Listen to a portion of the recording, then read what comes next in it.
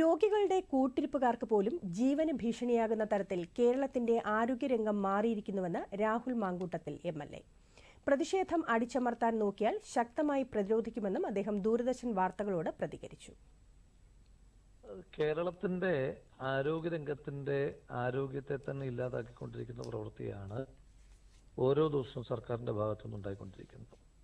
ഇപ്പോൾ സർക്കാരിന്റെ വീഴ്ചകളുടെ ഒറ്റപ്പെട്ട സംഭവങ്ങളുടെ നീണ്ട പട്ടിക ഓരോ ദിവസവും ഉണ്ടായിക്കൊണ്ടിരിക്കുകയാണ്.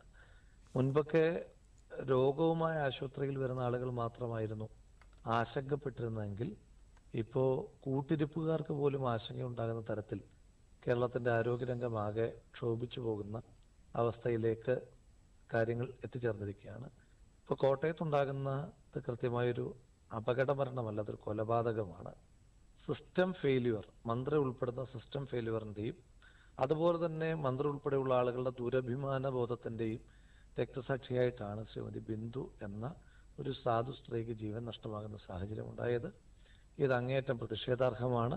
ഇന്ന് സമരവുമായി തെരുവിലേക്ക് വരുന്ന രാഷ്ട്രീയ സംഘടനകളെ അടിച്ചമർത്തുവാനുള്ള ശ്രമങ്ങളുമായി സർക്കാർ പോകുമ്പോൾ അത് ശക്തമായി തന്നെ പ്രതിരോധിക്കും.